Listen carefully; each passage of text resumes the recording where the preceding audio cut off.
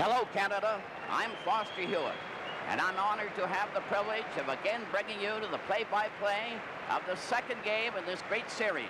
And my sidekick, Brian Conacher, will again be doing the color. And Foster, the first piece of business on the agenda tonight is a presentation of the Lester B. Pearson Award. The center is the Right Honorable Lester B. Pearson, former Prime Minister of Canada. To present the Lester B. Pearson Award to the hockey player voted by all the NHL Player Association members as contributing most to the game of hockey in the 1971-72 season.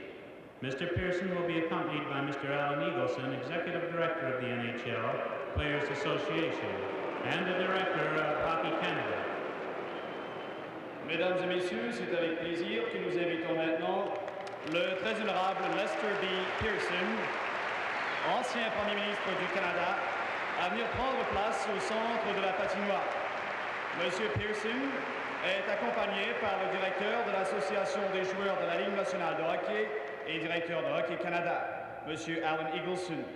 Il remettra le trophée Lester B. Pearson aux joueurs reconnus par ses collègues comme ayant contribué le plus au sport du hockey au cours de la saison 1971-72. Ladies and gentlemen, it gives me a great pleasure to introduce to you a great Canadian, the former Prime Minister of Canada, the Honorable Lester B. Pearson.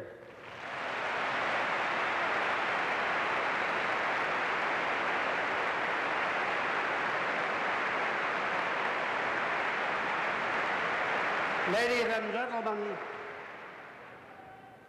I'm honored to be able to present this trophy, which bears my name, to a great hockey player and a very fine gentleman, Jean Rattel.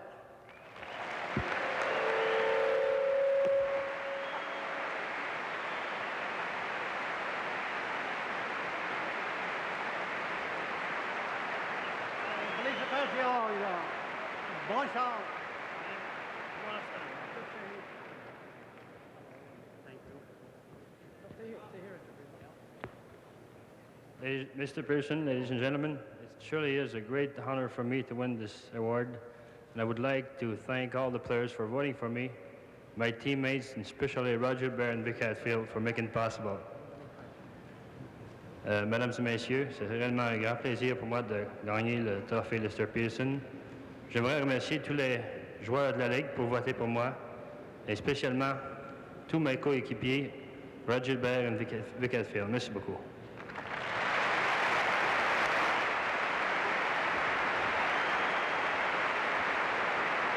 Of course, Jean Rattel was the winner and a very worthy one. And the Soviet team is just coming out on the ice and is receiving a very excellent reception from the fans in the Maple Leaf Gardens. Now the Team Canada coming out, and they're getting a standing ovation.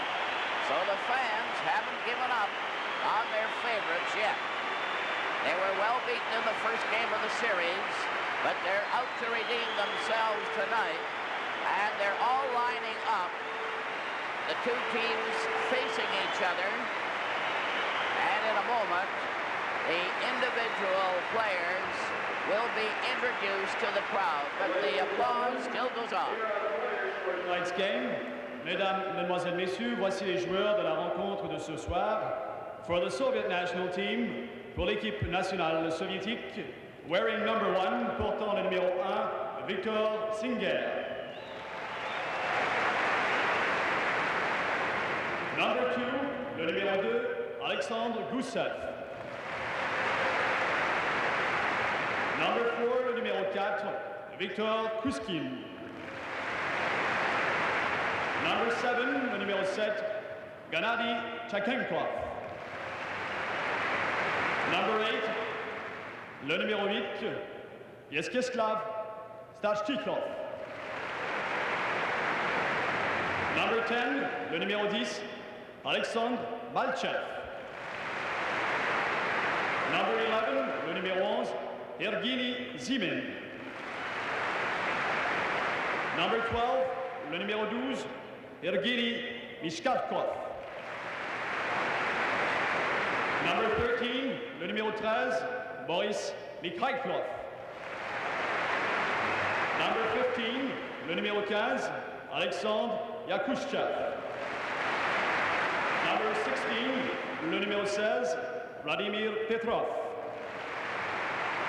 Number 17, numéro 17, Valery Karlamov. Number 19, le numéro 19, Vladimir Chadrin. Le numéro 20, number 20, Vladislav Tretiak. Number 22, le numéro 22, Yakeslav Anisin. Number 25, le numéro 25, Yuri Lyatkin. Number 26, le numéro 26, Evgeny Poladiev. Et le numéro 5, number 5, Alexandre Ragoulin. Now for Team Canada. Maintenant pour l'équipe Canada, portant le numéro 1, wearing number 1, Ed Johnston. Number 2, le numéro 2, Gary Bergman. Number 3, le numéro 3, Pat Stapleton. Number 5, le numéro 5, Brad Park. Number 6, le numéro 6, Ron Ellis. Number 7, le numéro 7, Phil Esposito. Number 9, le numéro 9, Bill Goldsworthy. Number 12, le numéro 12, Yvan Cournoyer. Number 14, numéro 14, Wayne Cashman. Number 17, le numéro 17, Bill White. Number 19, le numéro 19, Paul Anderson. Number 20, le numéro 20, Peter Mahovlich. Number 21, numéro 21, Stan Mikita. Number 22, numéro 22, Jean-Paul Parisset. Number 23, numéro 23, Serge Savard. Number 25, numéro 25, Guy Lapointe. Number 27, numéro 27, Frank Mahovlich. Numéro 28, number 28, Bobby Clark. And number 35, numéro 35, Tony Esposito.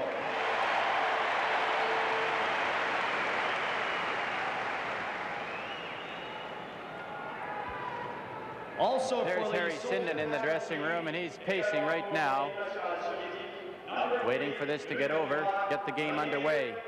Coach Sinden knows how important this is for Team Canada to come back and win this first game, because this is an 8-game series, not just a 1-game affair.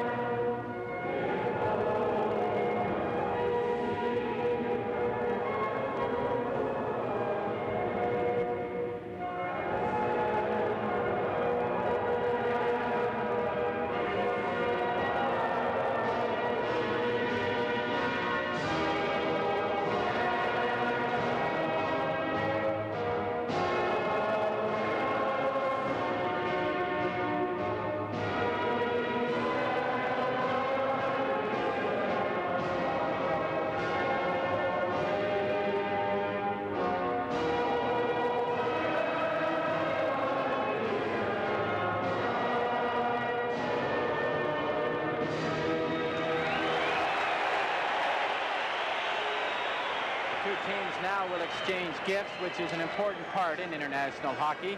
Team Canada will be giving the Soviet players an Ontario crest and cufflinks from the province.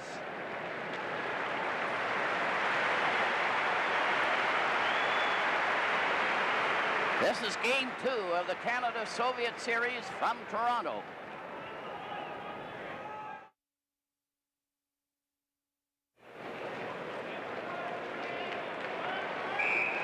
Players are warming up for the occasion, and the starting lineups for the Soviets: Ragulin and Sigankov, the defense; Starshinov, Zeman, and Harlamov, the forward line, and Tretriak is the goalkeeper again. For Canada, Gary Bergman and Brad Park, the defense; the line of Bob Clark, Paul Henderson, and Ron Ellis, and Tony Esposito is playing in goal. And the Tretriak is just coming over to the group that we're having a huddle for the USSR. Here's Tretriak now, who was left out of the conference.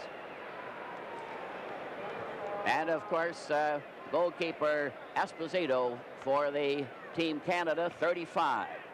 And this is his first chance to perform in this series. Harry Sinden is all keyed up for this one. Got quite a surprise on the first one. There's Starshinov standing there at center. He's a veteran for the Soviet team and his first game in this series. That line has cleared it back at center ice, and Canada clear the puck in. Ellis racing after it. Raglan was over on the wing, and it's called on the knocking the puck with the glove, and the face-off is going to be to the left of the Soviet goal.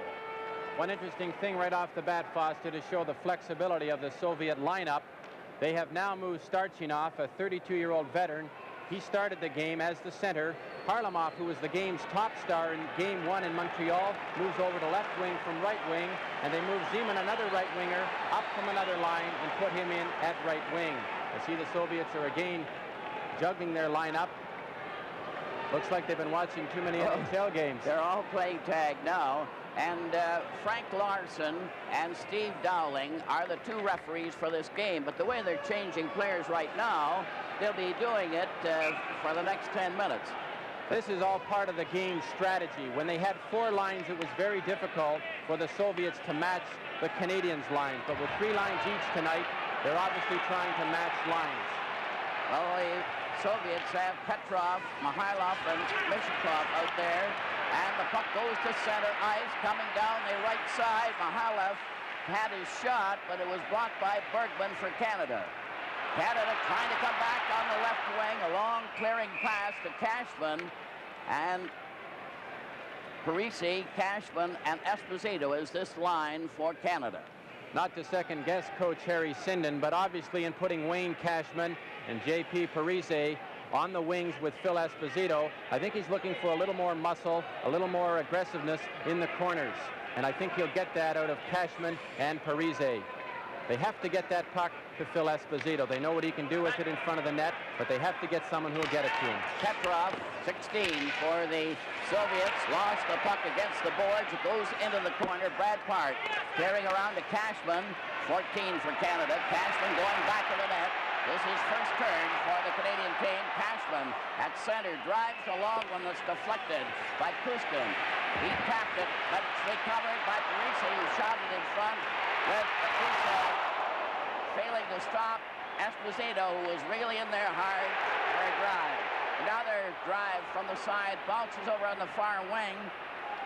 Mikhailov cleared across to Petrov. 3 of them going in. A bad pass is recovered by Canada.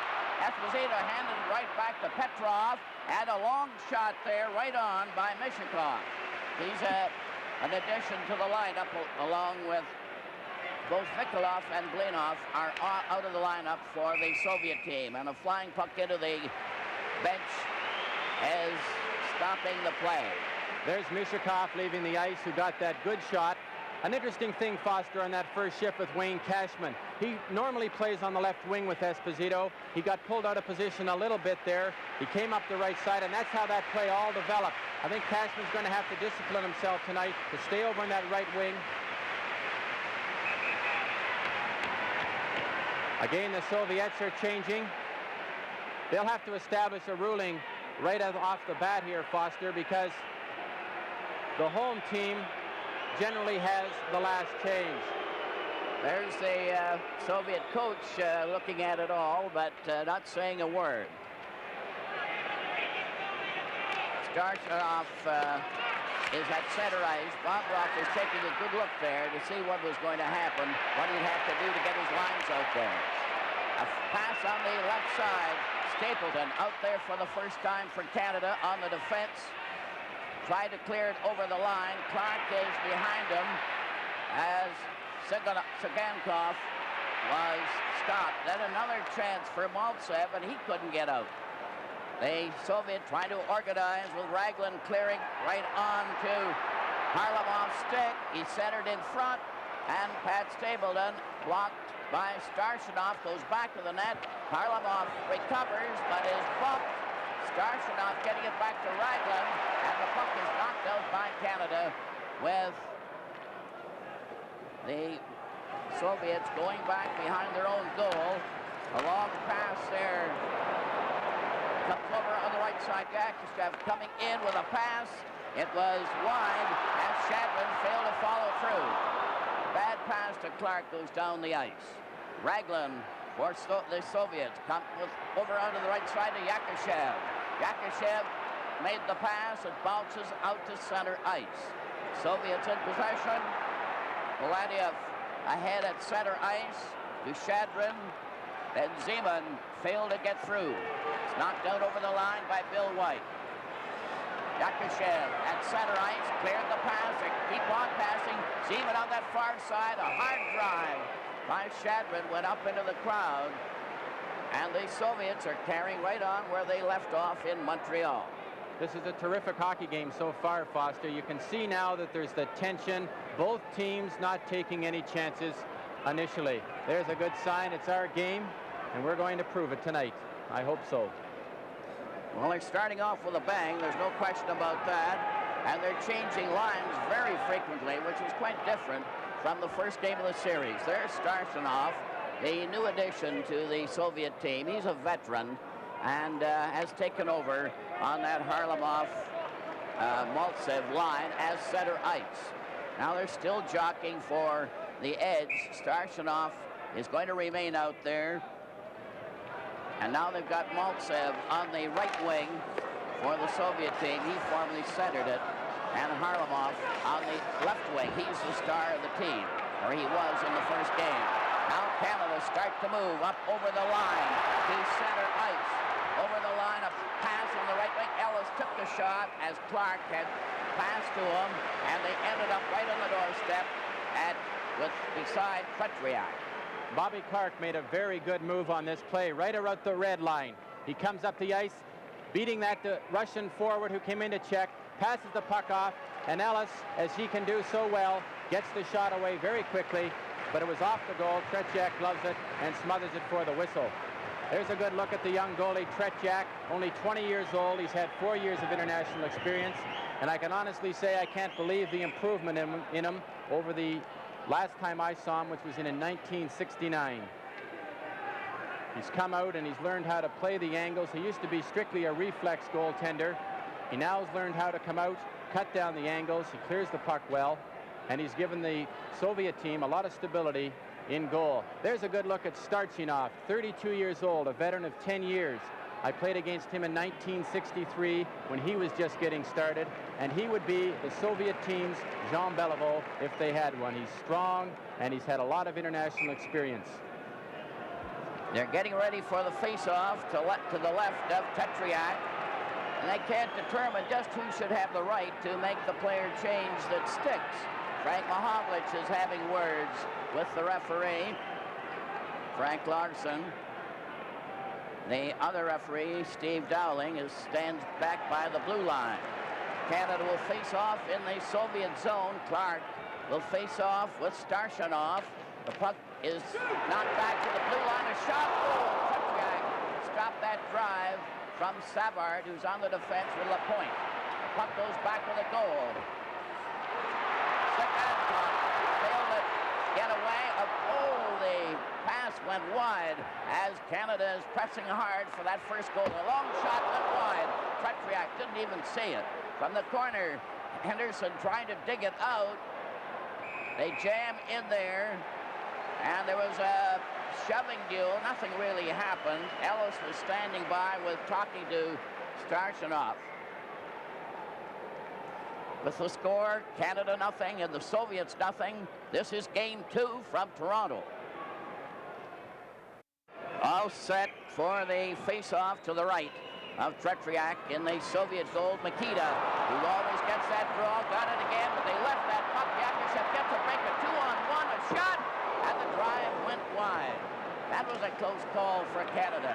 Now Seaman gets that to the corner. Yakushev centered it out, and the Soviet player was knocked down. Shadwin.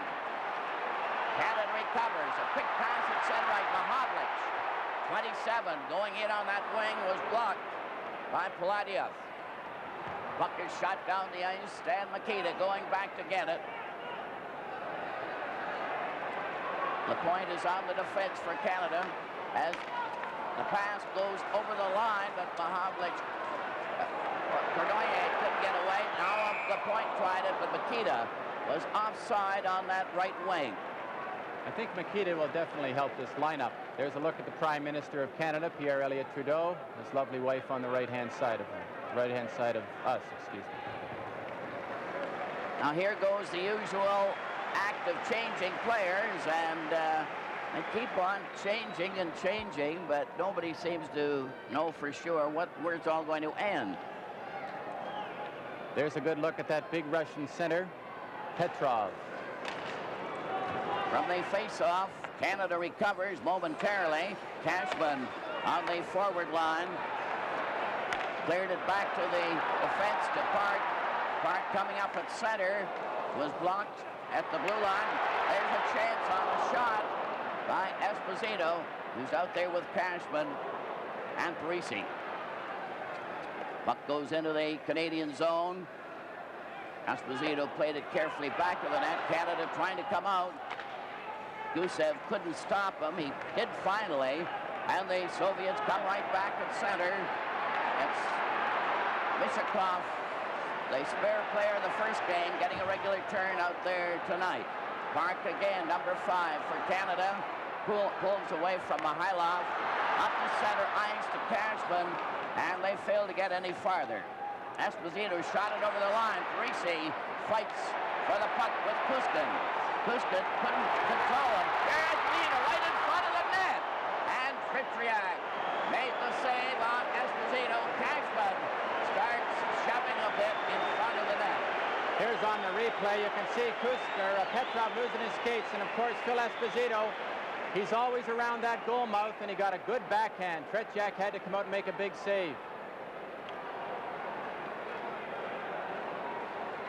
Tretiak having lots of work in the early minutes of this game. No score. Bergman on the defense now for Canada. Shoots it around. Gusev tried to clear. He couldn't. They're fighting for that puck. Cashman centered it, and it's recovered by Mihailov. Coming down with Mishakov to the defensive shot. Esposito turned it aside to the corner where Park is trying to get back to his own net, clearing on the left wing. Shot out to center, and it was stopped by Gusev. Petrov drives the puck over the Canadian line. Park again takes it to safety, back of the net, over to Parisi, 22. Parisi at center, cleared on the right side, ready and on goal, and Tretiak made a beautiful save on that shot from the right wing by Ron Ellis. Now watch them break up the ice. A beautiful rink-wide pass by Parisi. Ronnie Ellis into the top of the circle there. And that's prime scoring area. Tretiak came out a long way to cut down the angle and smother the puck. Ellis really showed a burst of speed. He was injured in the first game. He injured his neck, and it wasn't known whether he would start in this game, but he was really flying, so there's nothing wrong with him. Clark Henderson and Ellis out there for Canada. Shot right on Tretriak. And Henderson tipped at him with a stick, and Tretriak was going to retaliate and changed his mind. Canada's had to have Ron had the Ellis best of the play so far, Foster. Good look at Ron Ellis there. More changes, and they take quite a time to decide who they're going to have out there. 13:36. No score in the game. Now Canada makes a last-moment change. Peter Mahovlich, number 20. He's an extra forward in this game. And Goldsworthy is on the right wing as Clark is going to do double duty as center for Canada. Clark is 28. Bill White on the defense with Stapleton as the Soviets recover that puck. Yakushev coming down the right wing, a very cagey player, is stopped by Stapleton. They recover again. It's back to the blue line. A fake shot. It goes to a pass. They still control that puck, that Yakushev. Into the corner. Back again to Paladiev. And it's stopped by Canada. And it's down the left wing for Peter Mahovlich, who was stopped before he could get over the line. Zeman, number 11 for the Soviet. Back pass to Paladiev. It's up to center ice.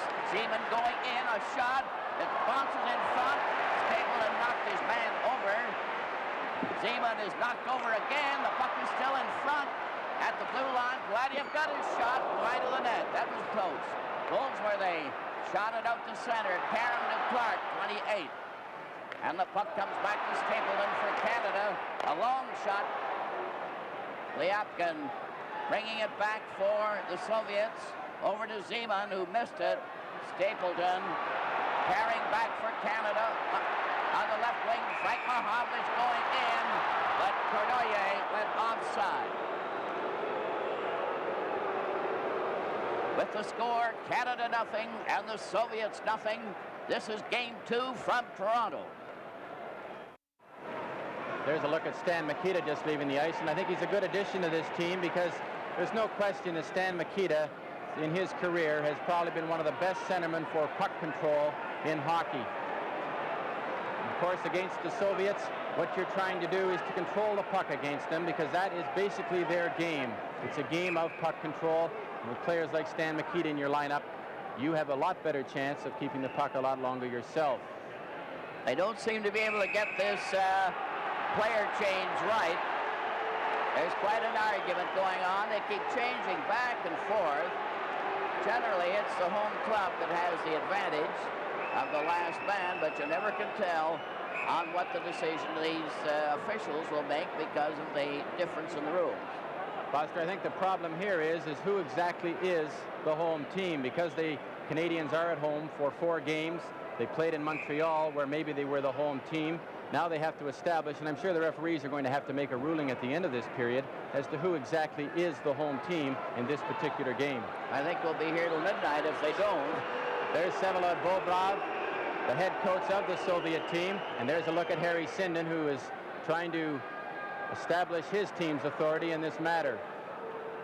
Stan Mikita is going to end up at center, and Cournoyer is on the right wing. Mahovlich, Frank Mahovlich on the left. There's the first real bunt by Kuskin.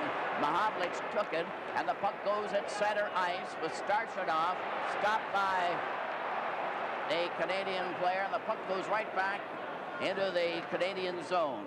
It's Cournoyer that tried to stop his man.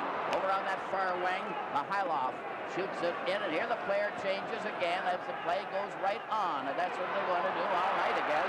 Frank Mahovlich on the move, 27, away from Starchinov.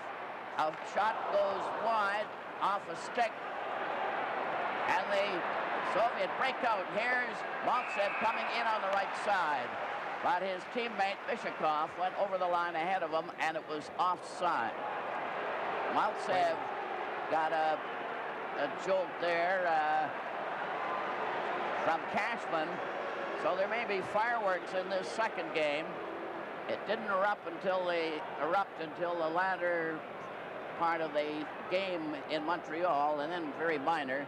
But now they're showing as if they might stir things up, and Cashman has been very prominent, number 14.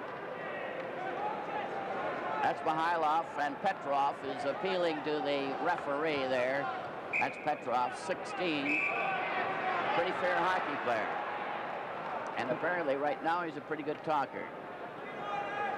Now they've cooled out a bit for this next session. Petrov, Mihailov, and Mishakov. Oh, here's another change. Ellis and Henderson go over to the bench. Esposito, Phil Esposito with Cashman and Parise. The forward line for Canada. No score in the game. Play is called immediately. And the face-off is going to be in that one center spot at the blue line, just outside the Canada line. That's Tretiak keeping moving all the time in the Soviet goal. Kuzkin, number 4, drives the puck in, back of the goal. Esposito kept it there. Savard is starting back for Canada. Esposito failed to get away on the pass. Cashman cuts back into his own zone. Lost it to Petrov. Petrov coming in on the wing.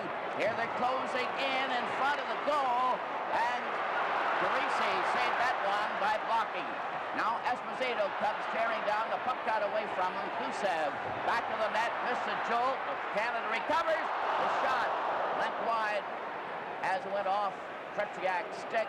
Cashman had the chance. Cashman knocked it back. Parise centered it. Lapointe was not in a position to stop it, and Savard gets the forward pass. Esposito missed the return pass, and Kuzkin cleared in front of his own net. Soviets starting back. Mihailov, as they change players on the goal. Yakushev rushes into the corner. He's a very dangerous player. Bergman got a piece of him. Then he bumped into Shadrin. They shoot it on the boards. Here's a defense player, Voladiev, trying to come in, getting it back to the blue line to Liapkin. A shot. Oh, it bounced off Esposito's skate, but right across the goal mouth. They're right in front again. Canada is under pressure. The puck is knocked over on the wing, and the play is stopped. Looks like the first penalty of the game. You can see here Canada is under a lot of pressure. Liapkin shot gets partially blocked off the corner, but it deflects right across in front of the goal. Now watch Zimin break the check there and put it right back between the defenseman's leg. It was only a good effort by Bergman there that the possible chance right in front of the goal. Now Canada's scrambling right here. And when you start to scramble, that's when the penalties come. Time 10:08.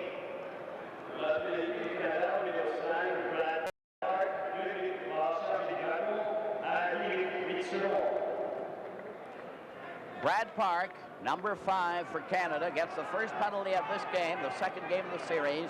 Park for cross-checking at 10:08.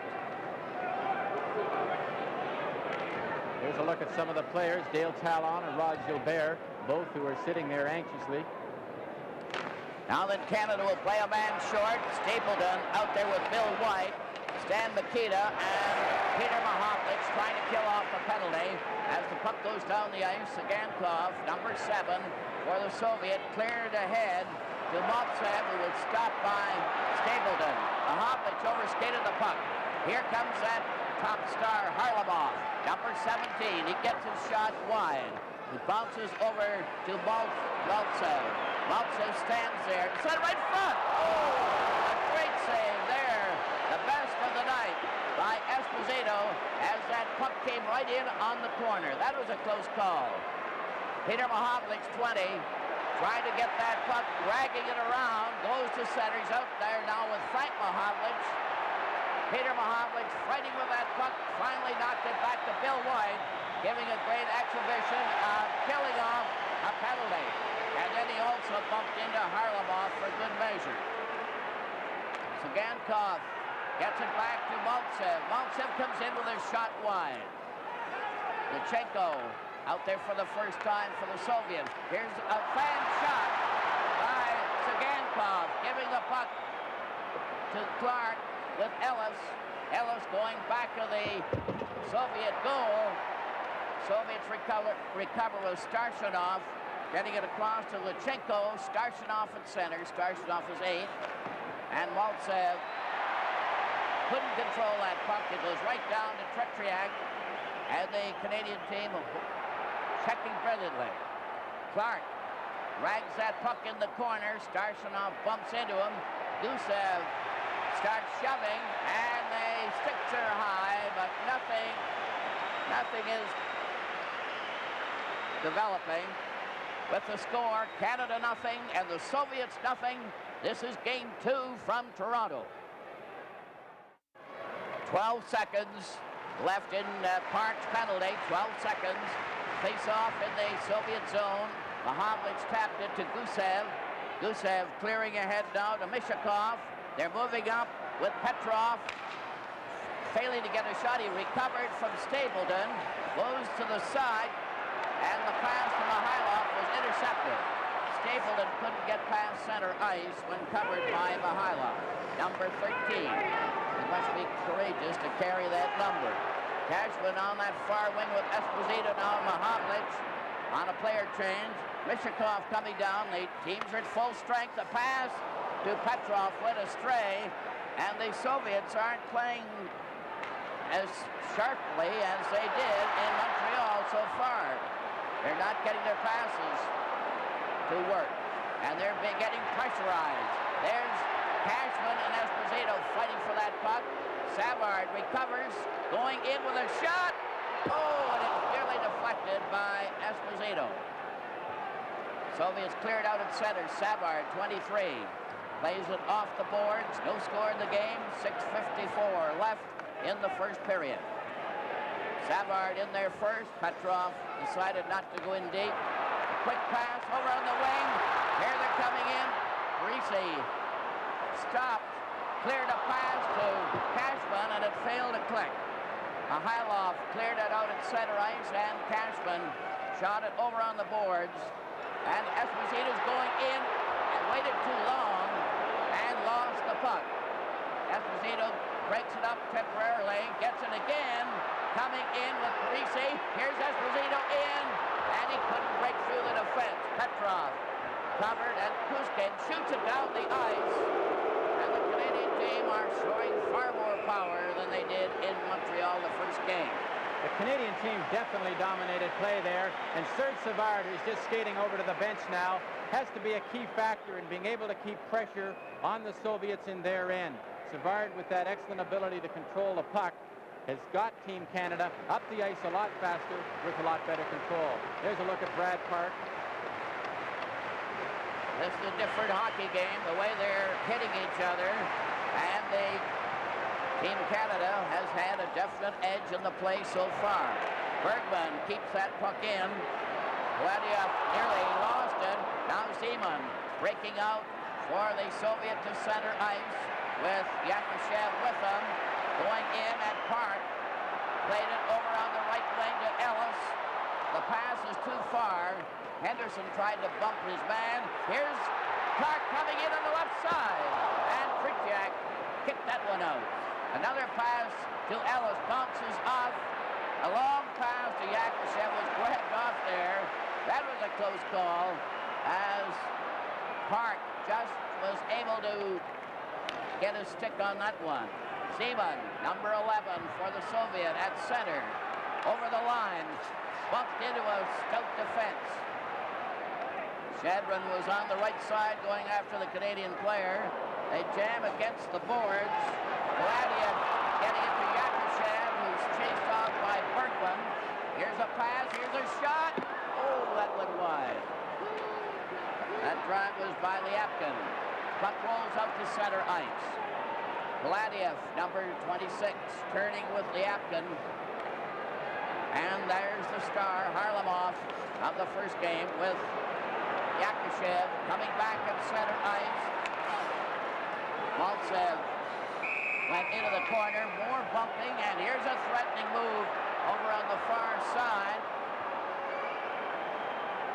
Little talk going on. It was interesting there. You see Tretiak coming back out. He was off the ice there for a good 10-15 seconds. The Soviets had 6 attackers in Team Canada's end. Henderson is getting the penalty that caused all the commotion there. It was one of those delayed penalties. And Tretriak did skate off to give them an odd man. For tripping. The time 15:19. 15:19. Du Canada, numéro 19 pour Paul Anderson. 2 minutes pour Paul fait trébucher à 15 minutes 19 secondes. And getting ready for the face-off. Henderson off for tripping at 15:19. Starshinov is talking to the referee. There was quite a scuffle there on the boards. It looked as if 2 or 3 might have been under fire there. I think an interesting thing so far is Team Canada is living up to their name tonight. Definitely playing better as a team. And they're also managing, through their strong team play, to isolate the Soviets. They are very strong as units, but if you can isolate their players down to individuals, you can neutralize them. There's Tretriak, number 20, in goal, the 20-year-old for the Soviet. There's Stan Mikita getting ready for the face-off. He's arguing about it with Starshinov. Now they're going to put Mikita out of the face-off zone. And brother Peter Mahovlich goes in for the face-off, and they stop that one. Canada have had both penalties so far. Park for cross-checking at 10:08. Henderson for tripping at 15:19. 4:40 left in the first period. No score in the game. And the officials are really under pressure in this one. Now then, the Canadian team decided to make a last-moment change, and Mikita nearly tripped over Ragulin. I don't know who did that purpose, whether it was on purpose or not, but there's a lot of feeling creeping into this game. The puck rolls up over the line. Peter Mahovlich doing a great job. Was tied right up by Sagankov there, who seemed to be holding him. The puck goes into the Soviet zone. Sagankov bumped the Canadian player, Clark, who's out there with Peter Mahovlich. Here comes Harlamov for the Soviet at center ice. They're giving him a tough ride and finally knocked him down. Then Starshinov picked a long shot there that went wide. Starshinov again set right in front of the goal. And again, great goalkeeping by Tony Esposito. Another long shot right on. Esposito stopped that one. And we're getting playoff goalkeeping from a Canadian goalkeeper, Tony Esposito. Another shot goes wide. Peter Mahovlich, 20 for Canada, center ice, being hounded by Harlamov. Soviet have the odd man advantage. 56 seconds left in the penalty. Maltsev goes over the line, was dumped, and this is one difference in this game. They're really hitting. And the Canadian team playing as a team. Sagankov took a long shot. It went high. Maltsev into the corner. Number 10 is stopped. It rolls out to Frank Mahovlich. And Peter Mahovlich getting relief from Esposito. And both teams are changing on the go. 27 seconds left in the penalty. Sagankov gets it across on the right wing. A high loft passed on into the corner to Mishakov. He shoots it around back of the net. And the puck is shot down the ice. And that's allowable in international rules because there's a penalty. 6 seconds left in the Canadian penalty. Here comes Mishakov, passing to Petrov on the far side. A shot, and it rolls right off to the side. A great save again by the goalkeeper. Another pass, and Bill White shoots it away. Canada at full strength. And the Canadian team decide to change on the go. No score with 2:22 left in the first period. And a real battle all the way. Petrov took a long shot from the way out. They have Mikhailov and Mishakov out there as their forward line. The Soviet changed 2 players on their lineup. Quick pass on the left side. Canada on the attack. Coming in, Lapointe trying to get in front. Lost that puck finally. With Mishakov making a rink-wide pass to Petrov. He got a jolt for his pains. Puck goes back to the net. Savard trying to get away from his check and stopped The Soviets certainly could backtrack. Savard is chased into the corner, 23. Failed to shoot it out. Petrov, 16, goes after it. Mikhailov was waiting, but Canada intercepted and lost it right in the same move. A return pass by Mikhailov went to the corner. Canada getting it. Canada on the move at center. Parisi was offside on Clark's long pass. With the score, Canada nothing and the Soviets nothing. This is game 2 from Toronto. Shadron will take the face-off for the Soviet. Zeman is on the wing. And here go the changes again. Yakushev is on the left wing. Zeman is on the right wing. So that they still haven't got that straight. They have 1 minute and 12 seconds left in the first period. No score. And on the defense, Lyapkin and Poladev are out there for the Soviet. Bergman on the Canadian defense, pass, got it over on the wing. Bergman with Cornoyer swerving around on the far wing. Frank Mahovlich picking his way out, past to Park and went behind him. And Park recovers. The big difference in this game has been in the back-checking and the hitting. What a difference. Up to Mahovlich. He passes back to Cornoyer. And Park was bumped and lost it. A race for the puck. Zeman comes after it. Bergman took him out. Then falls. Zeman gets it again. They have a man in front, Yakushev. The puck goes back to the net. Yakushev watched by Park. And they're really hitting. Puck is recovered by Canada.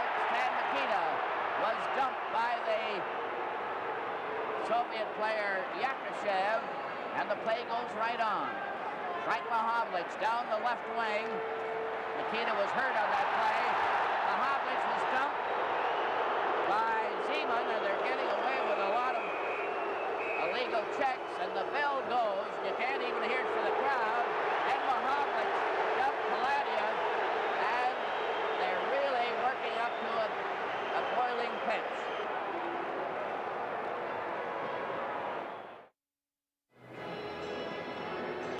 Well, that was quite a first period of hockey. There were only 2 penalties in the period, but it was a rough, tough, nasty period all the way through. Park got the first one for cross-checking at 10:08, and Paul Henderson went off for tripping at 15:19. The Soviets have yet to catch the eye of the referee, but they've certainly been hitting the Canadian players with fair ease and abandon. There was no scoring, but there were several great chances to score, and I believe the Soviets had the better chances, although the numbers were just the same. But that one play with Harlamov shooting at the Canadian goalkeeper, Tony Esposito, was really the most remarkable save I've seen in many, many times. What do you think of it, Brian? Well, Foster, there was a perfect setup for just a routine tip-in into the goal. Esposito came from nowhere. He was glued to the post because Maltsev, you weren't sure when he drove in from the right wing whether he was going to try to beat Esposito on the short side. He slipped it right across the goal mouth, and Harlamov had to have been the most surprised player in the rink because he thought he was just tipping it into the goal, and Esposito's pad came out of nowhere and kicked it right back out. Just to help you on the lineup, Clark, Ellis, and Henderson make up one line for Canada. Stan Mikita, Cornoyer, and Frank Mahovlich make up the second line. And Phil Esposito, Cashman, and Parisi are on the so-called third line, but not in that order necessarily. Goldsworthy and Peter Mahovlich are extra forwards. Brad Park and Jerry Bergman play together. Lapointe and Savard have been playing together. White and Stapleton also a pair. The shots on goal, Canada outshot the Soviet 10-7. Canada 10 shots on goal, the Soviets 7. But it was a very close, hard-fought first period, and it's a question whether the Canadian team will have the stamina to carry through that hard hitting. There's no question tonight that Team Canada is playing basically a much better hockey game than they did in Montreal. And of course, most of these players have already played one game, and they're now starting to get the feel of it, and they've now removed any of the unknowns against the Soviet. Stan Mikita is very incensed at, I assume, at some of the infractions, as well as the fact that the player changes have almost become a joke at times, but they may have settled that in the intermission between the first and second periods. There's Tony Esposito, who's been a standout for Canada, and he's really been remarkable. Tretiak has been very good too, and you see how he works out all the time. He never stops. He must skate miles even though he's in goal, but he never stops. Tretiak has a birdcage type of face mask.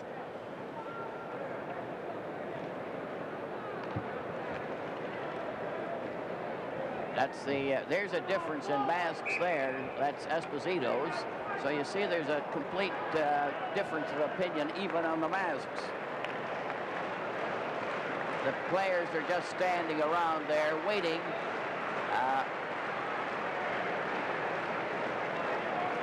What we're seeing here at the start of the second period, Foster, is each team now is juggling a game for that position. This will happen. They've got 3 lines each, and obviously both coaches have very strong feelings as to which line they want playing against which line. And now the referee is going to have to intervene, put down his foot, and establish who has the last change. Well, Shadron is out there for the Soviet. No, it's Petrov, 16. Well, they've changed so many times. Finally, Petrov remains out there, and Esposito is out there for Canada. The Soviet to the right, Canada to the left, Bergman and Park on the Canadian defense. Esposito went over the line, but the puck is back with Cashman. 14 going over on that left wing. Kuskin stopped him, then Bergman shoots it over the line, and they're very cautious now. And the odd jab every time they meet. Gusev, they lost. Esposito took a shot, but the drive was wide, and he's a little erratic in his shooting. Puck goes all the way back into the Canadian zone. Park played it into the corner to Bergman, who didn't expect it. He shot it out. It goes down the ice. Risi is on that left wing for Canada. Cashman, 14 on the right. Esposito at center. Now Mishakov cleared it to Mikhail. Down out the right side. A shot. Oh, a nice save. Another shot. And Esposito covered on that angle. And we're getting tremendous goalkeeping by Esposito in the Canadian net. Cashman goes in back of the Soviet goal, cutting around, being checked by Kuskin. It's cleared out by Mishakov. A quick break by Mikhailov, who's coming in on goal. A shot. Oh, and another save by this Esposito. Is miraculous the way he's been making the save. Bill Esposito goes down, is upset. There'll be a penalty. Gusev upset him. The goalkeeper skates off. Canadian team have an extra forward. Mikita out there as they jam in the corner. They still have the puck. It's back to the goal. Mikita's trying to center it out into the corner. A shot back to the net to Mikita. He races after it. Back to the blue line to Stapleton to Mikita. Still keeping that puck. Back to Park. Here's a shot. Right on. Esposito couldn't get the rebound, but they still retain possession of the puck. And they're showing real puck control. Finally, Petrov came through to stop the play. Definite penalty here, and really Esposito had him beaten. Look at the long swoop. He gets around to the outside, and had Gusev not tripped him, Esposito, only being at the dot in the circle, still had lots of room to cut back in towards the goal. And Gusev goes to the penalty box for 2 minutes. Penalty to number 2, Alexander That was a Gusev. terrific demonstration there of puck control by Team Canada. 2:07. They had the Russians running around there. They were looking for that one good scoring opportunity because they were pretty sure if they got the shot on goal and didn't score, that Tretiak would probably smother any rebound. This is the first time in the game that the Soviet will have to have a man short. Gusev is off for tripping at 2:07 of the second period, giving Canada the first opportunity on the power play. Esposito is at center. Bernoyer is out there with Mahovlich and Stan Mikita and Park. Raglan failed to clear it out. Park blocked it. Esposito backhanded one, a weak one that went wide. Canada keep it in there. Makita's pass is intercepted. Maharlov comes down fast. Harlamov coming in on goal, and he's shot wide. Very dangerous. He rolled that one. He's knocked over finally. Canada attacking again. Esposito clear to Cournoyer. Back to Makita. Shot! Oh, that was a sensational save by Tretiak. The Soviets shoot it down the ice. And we're getting some tremendous hockey out there. Park covering Harlamov, one of the big stars of the Soviet team. Here comes the attack. Esposito over on the right side to Lapointe. And it was offside as Cournoyer went in there in advance. Good play by Lapointe. Lapointe was going up with a full head of steam. He passed the puck off to Cournoyer, who was standing right on the line.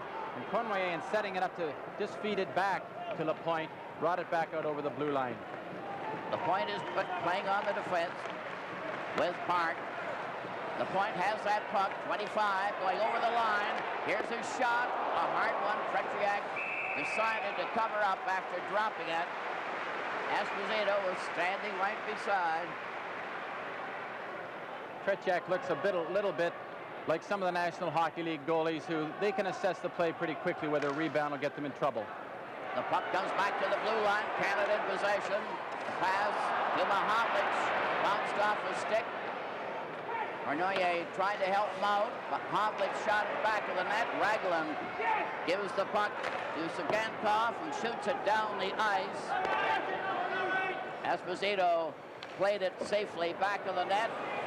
Soviet recover though, and shoot it back to Raglan, number 5. Raglan just stands there. The Soviet are still a man short. 25 seconds left in the penalty. It's over the line. Soviet, there's a grab there. Now Henderson coming in with Esposito. A shot! Oh, another good save as the puck is shot down the ice by the Soviet. There's some tremendous goalkeeping in this game. Oh, they passed right in front of the net. Shadron. Oh, and he was upset by Lapointe just as he went to shoot. That was a close call for Canada. Down the right side. And the teams are at full strength. But the Soviet nearly came close on that one. With the score, Canada nothing and the Soviets nothing.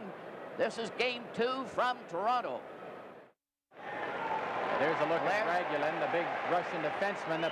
The penalty-killing unit for the Soviets tonight, Foster, is featured by 3 of the 4 players up front, all being over 30 years old.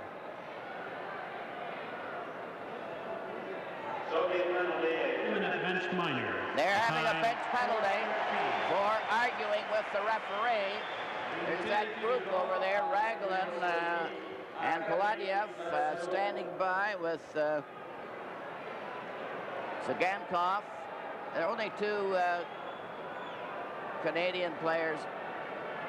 They have the interpreter there to help out, but the Soviets still don't understand. They got a bench penalty, no doubt, for arguing and delaying the game, and they're certainly doing that. But the referee is doing his best with the interpreter to make him understand what has happened. So that'll even the score in penalties 2 apiece.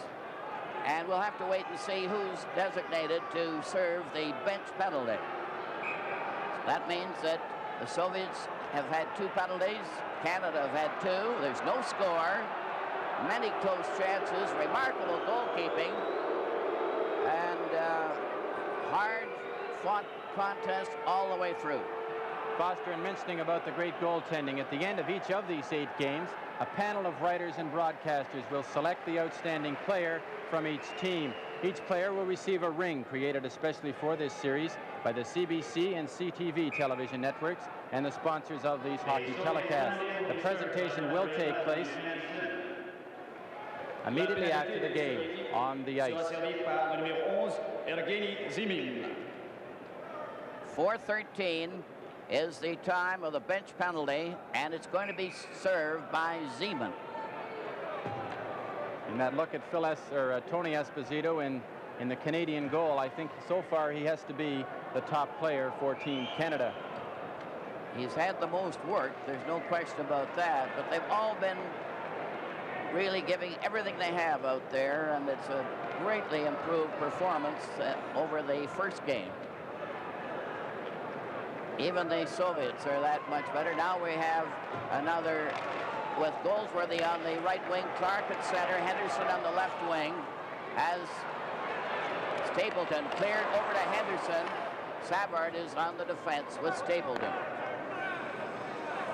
Puck is in Canada zone. Stapleton picking his way up to the blue line. The Soviets a man short, a long drive, and it's offside, and the goalkeeper was bumped there by Goldsworthy, and now they're starting to mix it up over there. The referee gets between them.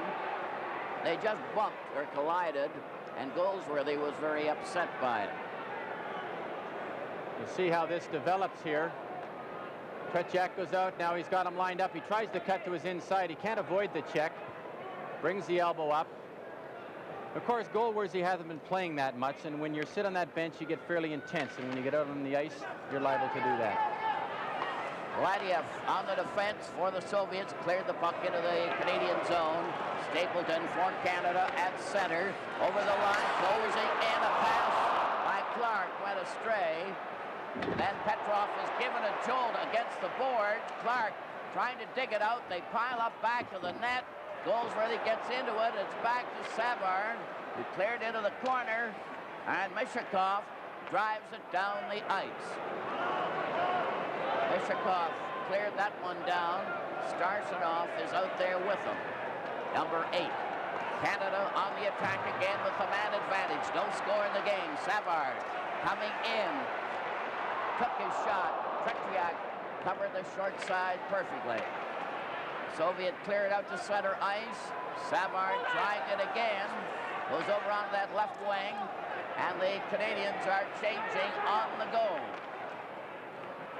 Frank Mahovlich is out there with Esposito as the Soviet cleared back into the Canadian zone. Soviets changing too. Esposito missed the pass. Cornoyer couldn't get near it. And it's Mishakov coming over on that right wing to center, number 12. He's there with Shadrin, and he failed to get a shot on goal. Cornoyer down with Esposito and Mahovlich. Esposito wasn't in position. Shadrin cleared it to the side. Mishakov shot it down the ice, and it's called. Here's a look at this tremendous crowd in Maple Leaf Gardens. There's not an empty seat here, and they're just as receptive to this game as they were to Game 1 in Montreal.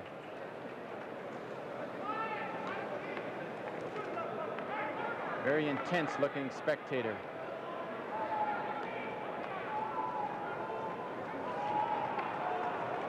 Of course, with no score in the game so far, Foster, the intensity will build up with each passing minute because that first goal then becomes all that more important. Yes, you can feel the tension mounting all the time, although it's been at fever pitch right from the beginning. The Soviet team are at full strength again, so each team have had 2 penalties, and they've been able to kill them off. Esposito remaining at center ice for Canada. Got the draw, but right back to his brother, and the puck is shot by Tony Esposito to center ice. Esposito took it off Zeman and fired a shot that is recovered by Luchenko. Up the center. Again, Parisi out there now with Park. Gets it over to Bergman. Esposito missed the pass. Luchenko gets it over to Zeman. Zeman coming in with a backhand pass. It failed to click. The Petrov grabbed the Esposito. Cashman goes in and carries his man down. And he wasn't a bit particular how he took Luchenko out of the play. Luchenko kicked at the puck to get it out. It's brought in by Cashman, a rugged performer. Esposito was dumped on the play, and it looks as if it's going to be a penalty to the Soviet. The goalkeeper's leaving. Yeah, here's Esposito. Let's go! Esposito! Phil Esposito has scored for Canada.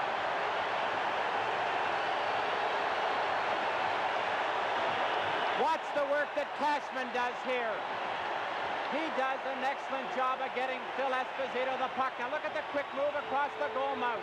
And he jams it in the far side. Absolutely super goal by Phil Esposito. Never leave him on the doorstep. But Wayne Cashman has to get credit. He fought and fought and fought for that puck. And he got it across to the man he knew could do something with it. And Phil Esposito made no mistake. Assist number 5, Brad Park, and number 14, Wayne Cashman. The time, 7:14. Le but du Canada, compté par le numéro 7, Phil Esposito, avec l'aide du numéro 5, Brad Park, et du numéro 14, Wayne Cashman, à 7 minutes 14 secondes. Canada have drawn first blood in this second game of the series. They lead now 1-0. Phil Esposito from Park and Cashman at 7:14. And they really had to fight hard for that one. Now then, Yakushev cleared over on the right side to Zeman. Frank Mahovlich goes back to the goal into the opposite corner. Cleared ahead to Cornoye, who failed to click. Then Mahovlich from the corner, went wide there, and the puck goes back to the net. Here's a shot by Stan Mikita, caught easily by Tretriak, and the face-off in the corner. With the score, Canada 1, and the Soviets no score. This is Game 2 from Toronto.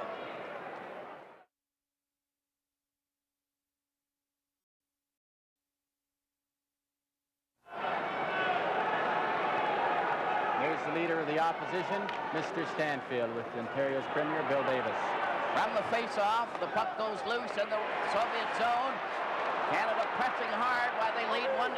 Clark getting it back. It's deflected, and Maltsev got it up to the Canadian line. Now Henderson across to Clark. Ellis rushing into the corner. Ellis set it right in front. Oh, and Tretriak had that one go right up his arm, and it stayed out. Ellis was the real marksman there. What a difference a goal makes. Look at Ronnie Ellis break in here now. Lots of confidence. He knows he can get that puck. Puts it right out in front. Bobby Clark in a good position for a rebound that never developed. From the face-off, here's Ellis getting a shot. And it's close with Henderson rushing in. Tretriak covered up in the goal crease. Another follow-up here. Now, Team Canada have got the weight off their shoulders. They've scored first, and they've loosened up now, and they are playing super hockey. Canada playing every man up. The Soviets shoot it out against the boards. They're artists at that, so it doesn't go down the ice. Savard, 23, over onto the left wing to Henderson, across to Clark. Ellis was waiting, but Clark fell over and missed his chance. Varlamov tried a clearing pass. It comes out offside. And it's going to be called practically at center ice. I have to say something about Serge Savard. Savard has been the best addition to the defense tonight. And there's a good look at Starchinov, 32-year-old. He's the veteran of the Soviet team. From the face-off, the puck slides into the Canadian zone. It's lobbed right out quickly. And Starchinov got a jolt from Clark. Ragulin cleared it over on the side. And the pass is left there. Clark getting it back on the right side. And they're certainly not sparing the horses the way they're bumping each other. Now in on that side again, a pass right in front. Nikita couldn't get a shot. Here's Clark's shot, left wide of the net. It bounces high in the air, and a jamming session around the Soviet goal. Ellis and Starchinov shoving a bit, then they come in. Clark comes in from the behind to cause a regular congestion around the net. Here's a shoving duel. And they're getting a bit obstreperous there. And the two officials are trying to cool them out. I can tell you one thing about Starchinov. At 32 years old, he's been international hockey for 10 years, and he is just like a Gordie Howe out in the ice. Hit him once during a game, and you'll have to watch out for the rest of the evening.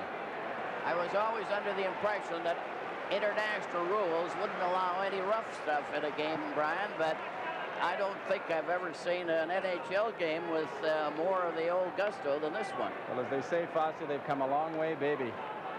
Raglan, number 5, he's quite a campaigner. He's another veteran of the Soviet team, and he's been handing it out and taking it right through.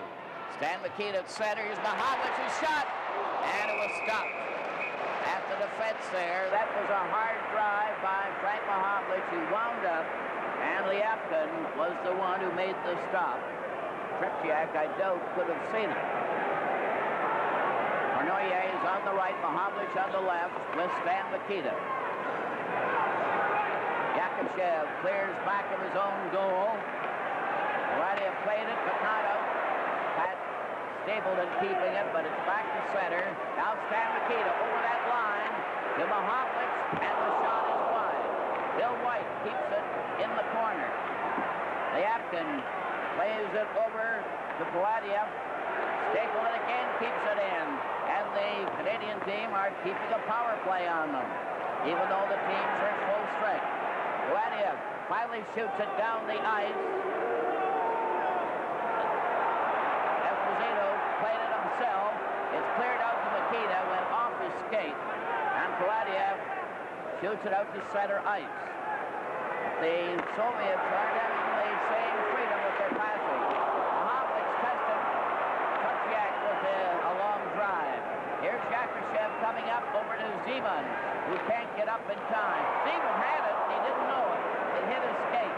Another shot wide of the Canadian goal. Yakushev centering it at the blue line, and here comes the passing play of the Soviets. Bill White broke it up, gets it over to Frank Mahovlich, but Esposito going in front of that. Cornoyer fired a shot that was wide. Now Bill White gets a chance. His shot hit the Soviet. Yakushev coming up to Zeman to Yakushev. He's right in, and the drive was wide. And you can tell by the Soviet shooting that they're taking a pounding, and they haven't got the confidence that they were showing in the first game. You'll see this now. The Canadian team has gotten trapped. They have a 2-on-1, but Whitey Stapleton plays it beautifully. He forces him to shoot that puck wide. Frank Mahovlich comes in behind the net, and he traps it. Now Stapleton plays the 2-on-1 just perfectly. He forces Yakushev really to shoot wide, because when he's sprawling like that, it was either in his pads or it had to go off the net. Frank Mahovlich tries to trap it behind the net, and it slips under the back. They've got the Petrov line out there with Mikhailov and Mishakov. Canada have Bergman and Park on the defense. Esposito at center. He seems to be out there a lot. Parise on one wing. Cashman on the other. The puck is up over the line, and Park overskated it. Mishakov comes right back. Pass to the right wing. Bergman stopped Petrov without even touching him. He made a run at him. Esposito picking his way out. Cleared it on the left wing. Cashman going into the corner after it. Cashman manhandles Luchenko. Canada still has the puck. Esposito to Cashman. Right in front of the net to Esposito. He shoved around. He got that puck out in front. He's a hard man to take out. Puck comes back to center. Bergman shot it, and Kuskin broke it up. Petrov coming in on the side. The drive bounced over to the boards, and it shot down the ice. It'll be called. The Soviets aren't forechecking like they did in Game 1, and consequently, it's giving Team Canada better control. With the score, Canada 1 and the Soviets no score. This is Game 2 from Toronto. All set for the face-off. Starshinov for the Soviet. Harlamov and Maltsev on this line as the puck is recovered by Canada. Savard on the defense is given a jolt. They carry right on. Ellison Henderson with Clark. Puck is bouncing to center and back again to Savard, who fooled Harlamov. Played it to center. Henderson to Clark. Here's the shot, and he hit the side of the net on the outside. Maltsev comes tearing back on that far wing, number 10. Starshinov on the other side. A back pass intercepted by side. Clark lobbed it into the corner. And it's gone quite back to the blue line, intercepted by Maltsev as LaPointe tried to clear. Here's Harlamov centering it back to Maltsev, who missed it. And the Soviets aren't keeping in the position they did in the first game. Clark over the line, cuts back, center. It rolls out in front. LaPointe is forced into the corner by Sagankov, who's a very strong skater, and he holds it in the corner while they jam around.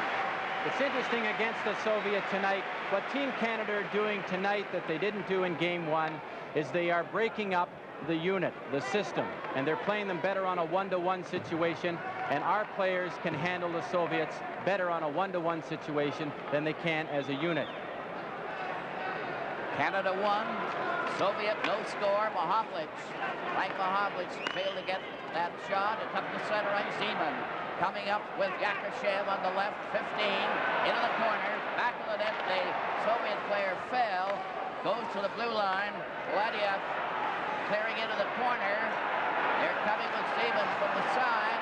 Right in front of the net. A shot went wide as they had a good chance there with Vladiev in position, along with Lyapkin. There's a Yakushev bumped into a player and went down. It was Kornoye. Mahovlich couldn't get the pass and bounced over his stick. Zeman, number 11 for the Soviet. Nikita got a piece of him, but he kept on going. Then over to Yakushev. Here's the shot wide. Bounces off the boards.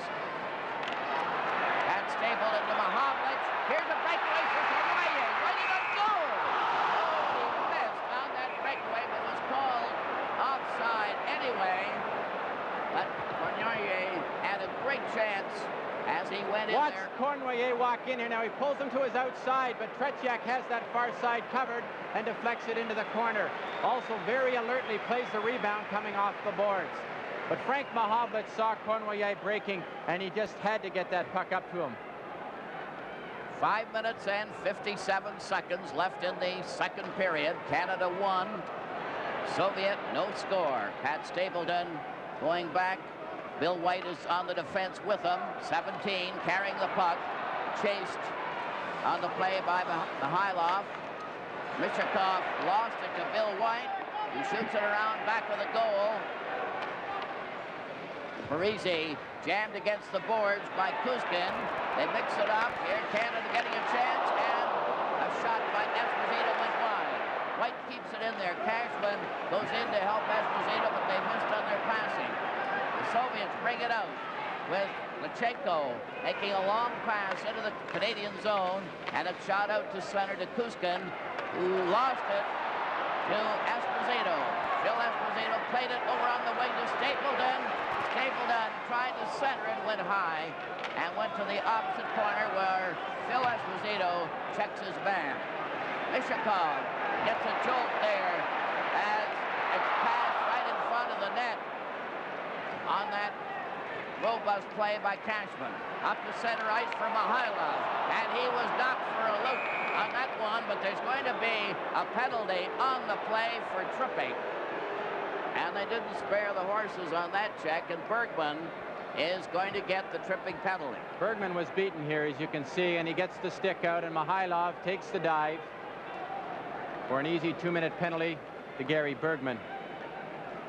Canada penalty to number 2, Gary Bergman. 2 minutes for tripping. The time, 15:16. La pénalité du Canada. There's a look at an interested Timmy Horton sitting there, and I'm sure he's... And there's his wife, Laurie.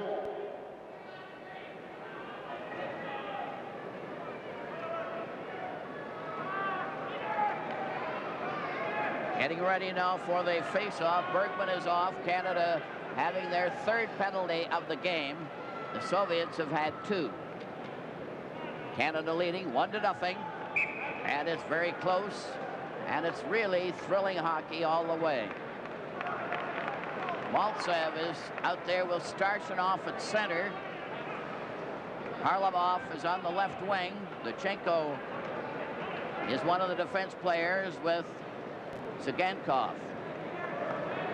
I think the key factor in the game for Team Canada has been the defense.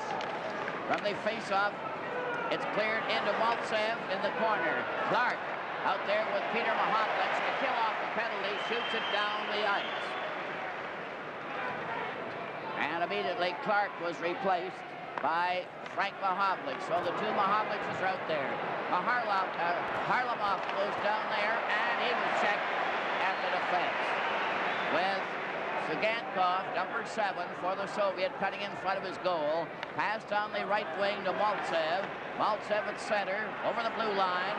Starchinov waiting for a pass. It was a weak one. Peter Mahovlich recovered.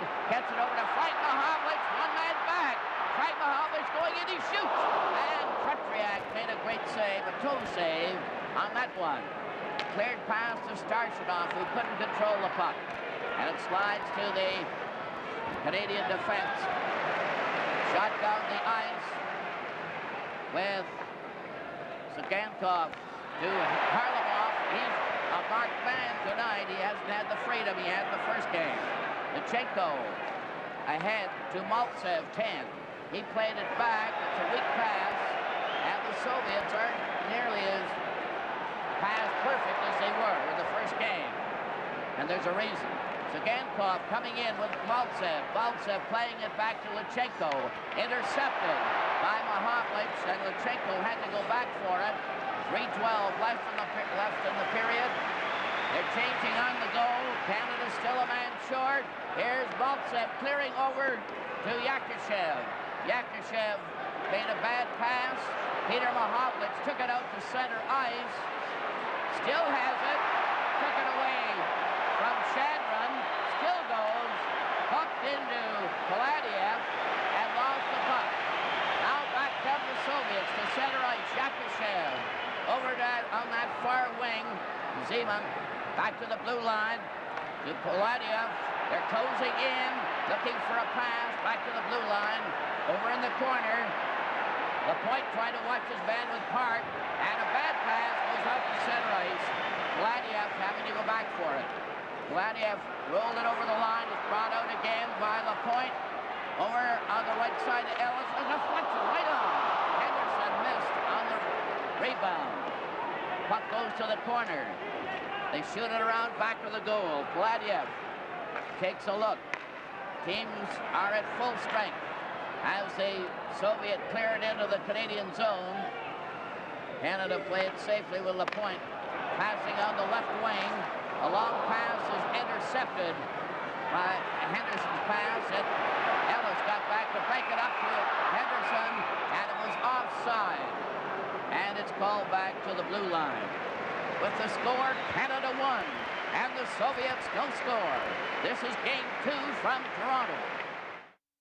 All ready for the face-off at the blue line, and the puck is shot into the Canadian zone. Teams are at full strength. Cashman trying to get that puck out. He's mixing it up with Lutsenko. It's recovered by Mihailov. The shot right on. Esposito stopped it. Stapleton cleared off the boards out to center ice. Lutsenko cleared it in, and it's recovered by Stapleton with Esposito working over on that left side with Parisi and Cashman. Cashman got his stick on it.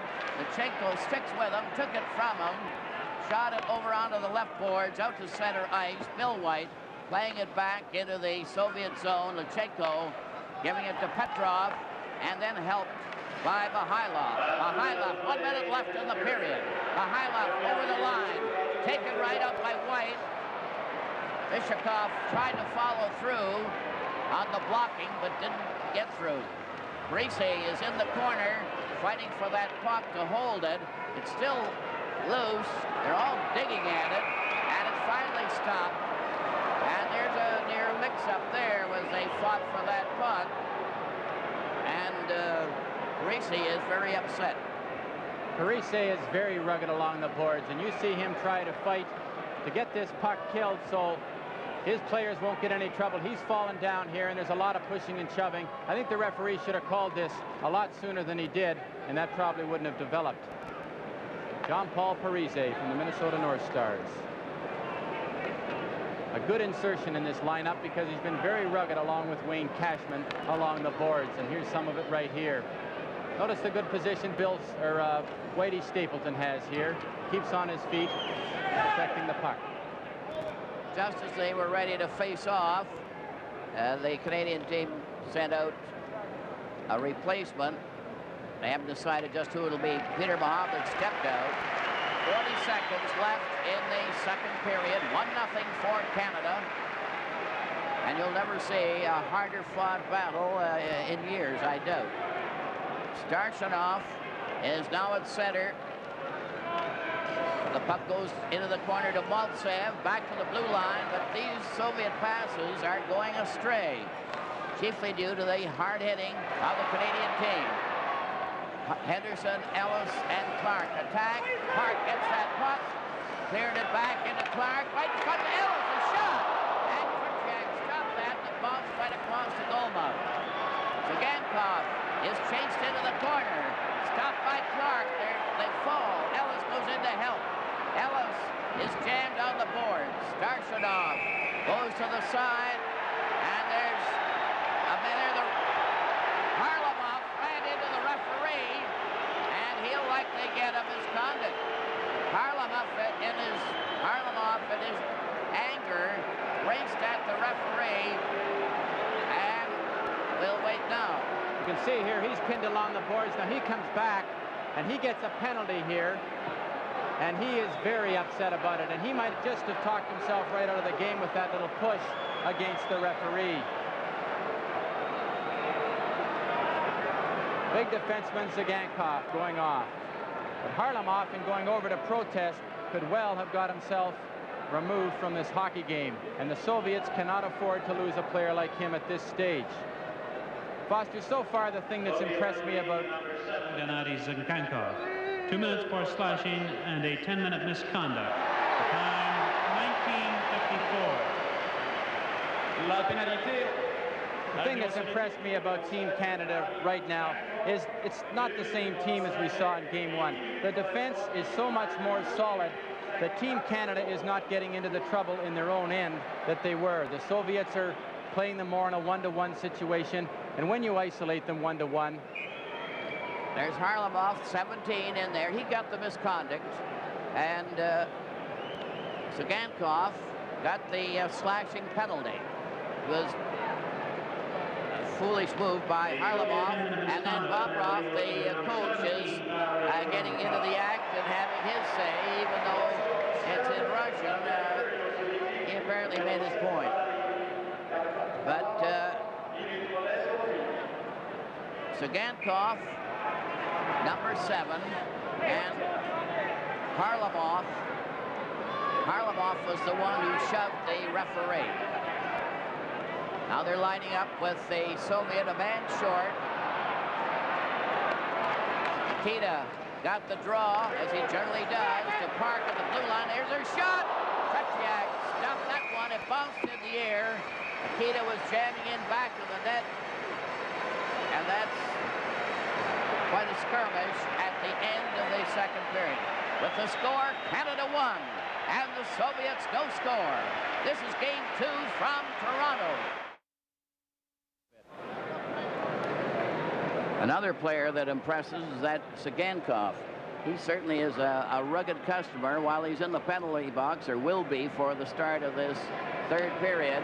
He's played a very aggressive game. He's going over in the penalty box now, along with the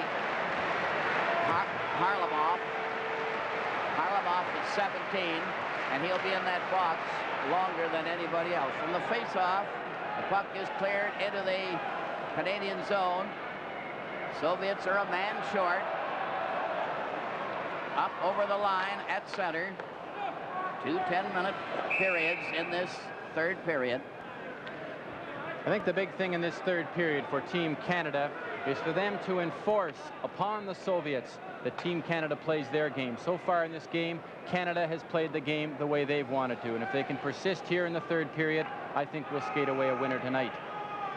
Esposito at center, facing Mishakov, who seems to be out there on all penalties. Starshanov as well. Lapointe goes in back to the Canadian goal. Bernoulli is going down the right wing at center. Over the line, one man back. He left the puck there. No one was there. to the blue line with LaPointe clearing over from the side. Park failed to get out. Recovered the puck when he bumped into Starchinov, number 8. Park goes back to the net. Skating over onto the left side, made a rink-wide pass. Esposito going down there, really working his heart out tonight. Esposito set right in front, and Mahovlich couldn't get it. There's a check there when Mishakov lost his stick, and he tried to bull his way right out from the Soviet zone. It was interesting, the second that Mishakov, number 12 there, lost his stick, up came the feet to try to control the puck, and he kicked it out, and that's what brought about the offside. Most of them appear to be pretty good soccer players, the way they can handle that puck with their skates. Starchinov and Esposito facing off. He kicked it to the blue line, and it's shot down the ice by Lutchenko. Park goes in back to the Canadian goal.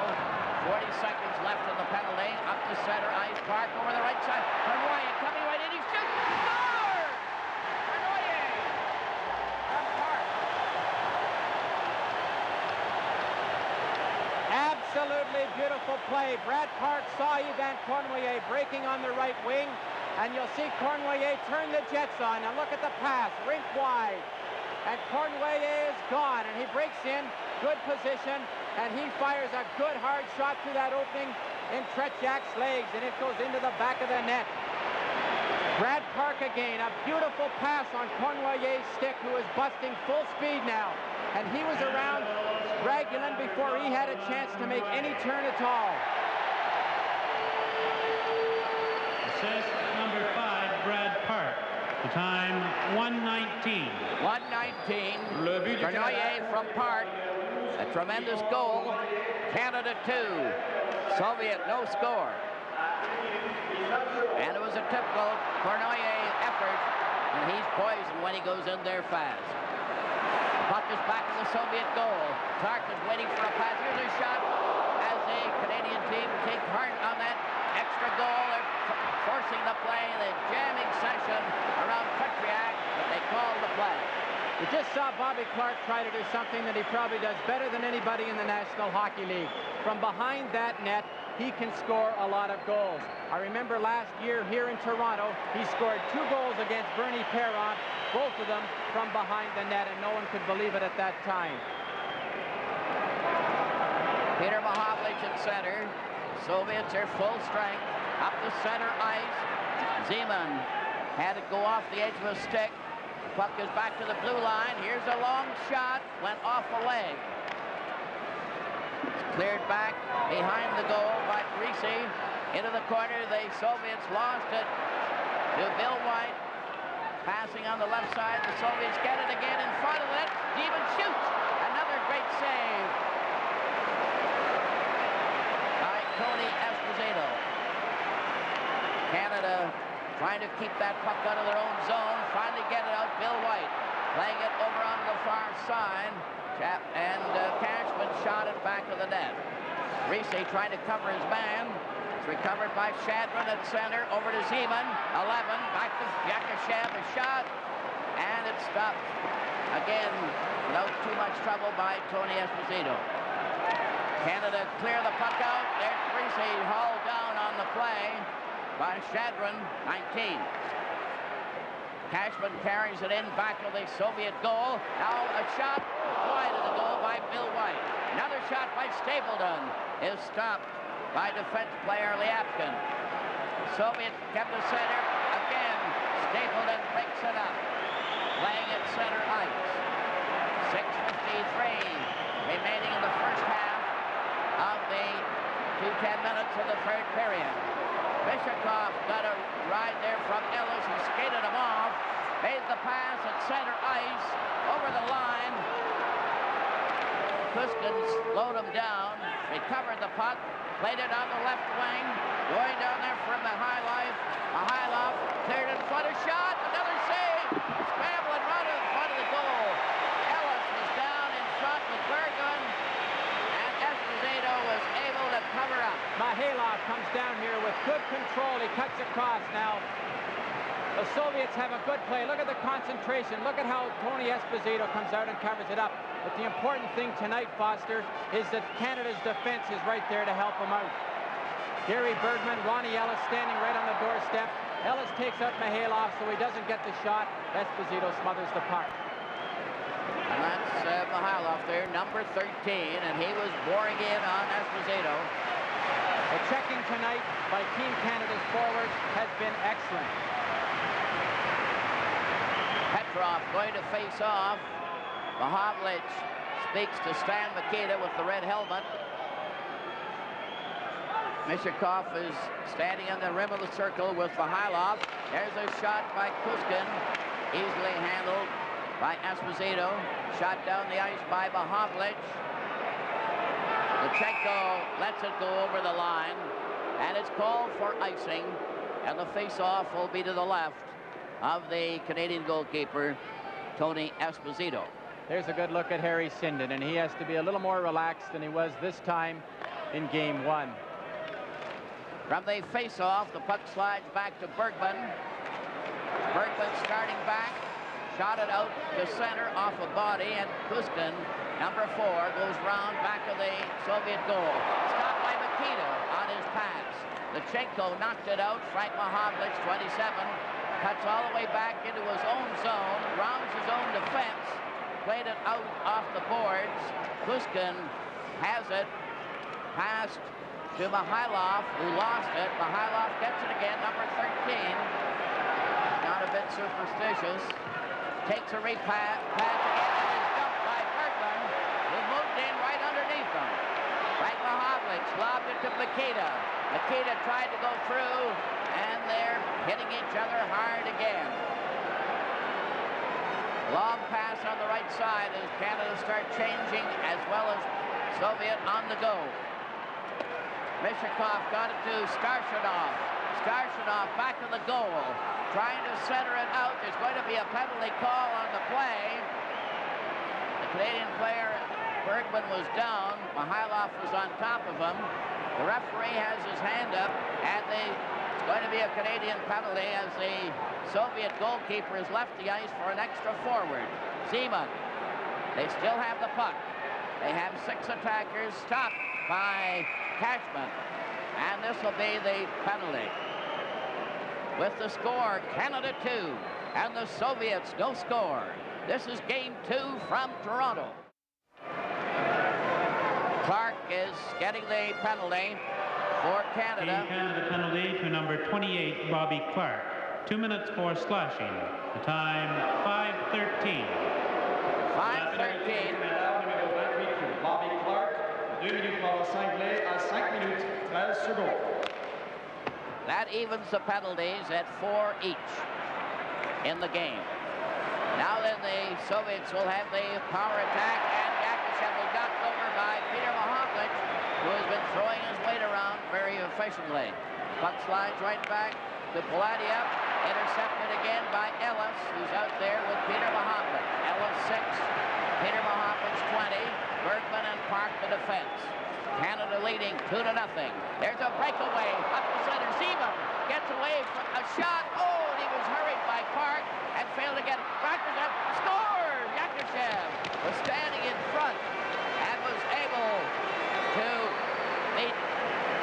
This is a good example of why you should always follow the play up. Zeman has a clear-cut breakaway. He shoots wide. Now watch Yakushev park himself in front of the net. Lapierre gets the puck right to Yakushev, sweeps it to the far side. Tony Esposito had no chance. Again, we see it here from another angle. He shoots wide. He's going for that top corner. Now look where Yakushev parks himself and sweeps it for the far corner. No goalie would have had a chance. And number 11, Evgeny Zeman. The time, 5:53. 5:53, the time of the goal. Play is underway, up to center ice. Mihailov trying to going in on goal, right in. And Esposito was able to stop him, and there's going to be a hooking penalty called against Canada. So the Canadian team will be a man short again. Harlamov is still in the penalty box, serving his 10-minute misconduct penalty. And he's joined by Stapleton in there. And this could be very critical right now. We can see where the penalty comes up. Stapleton has to hook him to stop him from breaking in on Tony Esposito all alone. Big Alexander Yakushev, 6'1", big left winger, playing tonight at center ice. Stapleton off for hooking at 6:14. The score is 2-1 for Canada. And the Soviet threatening to tie it up. Yakushev was the one who finally broke through by being overly persistent with the help of Liapin and Zeman. Now Shedrin. There's Pat Stapleton, number 3, sitting in the penalty box. LaPointe is on the defense. Peter Mahovlich remains out there. There's a pass back to Liapkin over on the far side. That crisscross passing play. They failed to click on that one. Now Shadron getting it back to Liapkin. Over on the far side, right in front of the goal, went wide of the net. Zeman knocked it back to the goal. It rolls off to the side. They failed to clear it out. LaPointe failed to get it away. Then Esposito cleared out. It's a race down with Peter Mahovlich going in on goal. Right in! He scores! Peter Mahovlich. What an effort by Peter Mahovlich. What can you say? That is still wondering where the puck is. Peter Mahovlich made an absolutely beautiful move. He has picked up the puck inside his red line. Now look at him isolate Polidyev. He gets him to put his legs together, isolates him, and then walks right around him. And what a move he made on Tretiak. Tretiak was completely fooled. Look at the move. He holds him with the big slap shot, walks around with the big reach. Now look at the move here. And holds it and jams it in the behind. Peter Mahovlich beat Polidyev, and then the goalkeeper, Tretiak, to get a sensational goal, to get that 2-goal lead back for Canada. And it was scored with Canada a man short. Stapleton in the penalty box. Peter Mahovlich. And it's 3-1 for Canada. A clearing pass at center ice. Lichenko over the line. Mihailov cut in and couldn't get any farther. Canada shoot it down the ice. 2:54 left in the first half of the third period. It is divided into 2 10-minute sessions. Cleared pass into the corner. Mishakov trying to dig it out. He was pinned there. Mihailov couldn't help. And so the face-off will be to the left. Foster, absolutely beautiful goal. Came at a very appropriate time. When you're shorthanded, the Soviets had a good chance there to even it up. And with Peter Mahovlich scoring there, completely nullifies it. That has to psychologically hurt the Soviets an awful lot at this stage of the game. Phil Esposito was given an assist on Peter Mahovlich's goal. Stapleton off at the time and still off. Petrov got the draw. Kuskin lobbed it over to Mihailov. It's back to Kuskin as they try to put the pressure on. The puck goes into the corner. Park lobbed it on the boards. Clark knocked it back in the corner. Park shoots it around on the boards. Ellis pinned by Kuskin. It comes out to center with Clark fighting his way. And Park couldn't get it. Now a 3-man Soviet rush down the left side by Mihailov. He faked the pass. It was knocked down. Petrov gets it again, takes a shot, and it goes to the far corner. Bergman took his man out. Kuskin comes in with a pass that failed to click. It hit a skate. Park is grabbed as he tried to get away. He's knocked over. Here's a pass in front. Mihailov fanned on it with Bergman falling in front. Bergman failed to get it away. Here's Stapleton back on the ice. He broke up the rush. Stapleton has completed his penalty and carried the puck into the Soviet zone. Bernoyer turns at center. He scored the second goal for Canada. Canada leading 3-1 with 1:25. Look, loose puck in front of the net. Makita had a chance of a lifetime when Cournoyer had centered it out for him. Puck is near the Soviet goal. Kuskin playing it over on the far side. And it's broken up by Makita. Anderson will stop. He's the rookie out there for the first time. The right foot for Mahavlich. He scored! Mahavlich. Frank Mahavlich has scored a fourth goal. And both the Mahavlich brothers are dangerous tonight. And watch how he looks for a man out in front. Frank Mahavlich will walk right into the spot. And he drills one for the far corner, and it just catches the post. As the play develops here, they don't get it out. Makita now has deflected it into the corner. Now he's looking all the time. He misses it, comes back in his skate. Now he's got Mahavlich set up perfectly. And Frank bangs it, it hits the far post, and is in behind Tretiak. Here we see it again from another angle. Frank Mahavlich from Makita. Puck is cleared into the Soviet zone. Goal scored by number 27, Frank Mahavlich.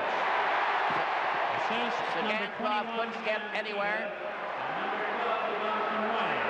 Here's the Malchin coming in, and a good save there by Esposito.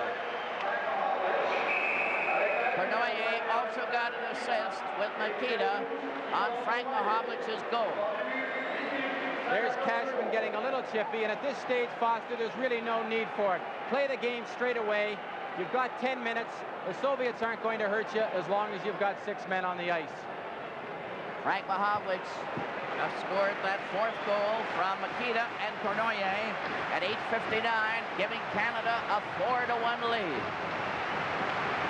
From the face-off, Stapleton goes in back of the net.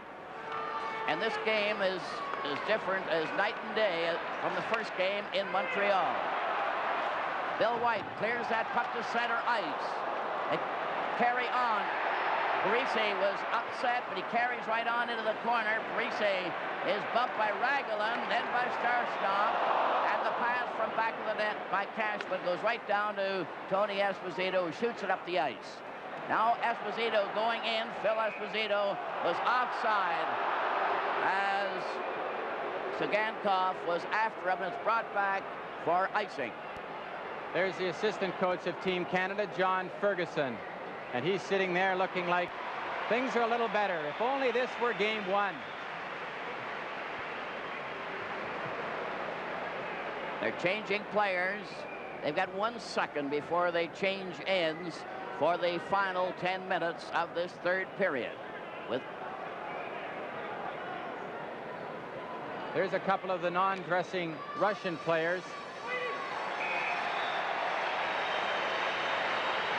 With the score, Canada 4 and the Soviets 1.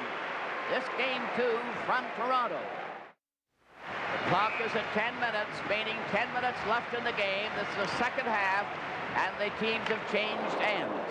On the face-off, play is underway with the puck loose at center ice. Yakushev getting it across to Shadrin, intercepted by Cournoyer, who couldn't get loose at center.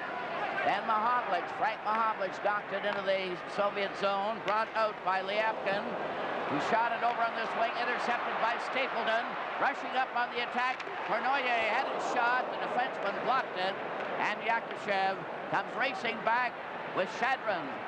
Yakushev 15, and Cournoyer, he's rapidly rounding into shape, starts speeding away again at the blue line at center ice.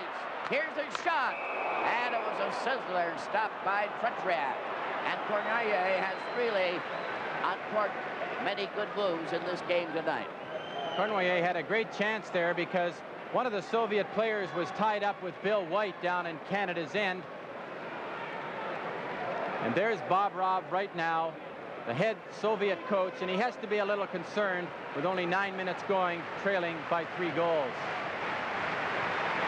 Ready for the face-off, 4-1 for Canada. Hart, number 5, clears it into the Soviet zone. Luchenko back of the net. Number 3, weaving out to center. Mihailov carries in the pass. His shot is deflected to the corner. Mihailov failed to center it. Esposito moves up at center with Cashman way over in the left. Goes over the line. Mishakov had that puck taken from him, but then Cashman goes into the corner, stopped by Kuzkin, and it comes to center ice. Park, number 5 for Canada, over to Bergman. Bergman cleared on the left side. Here's a shot by Risi.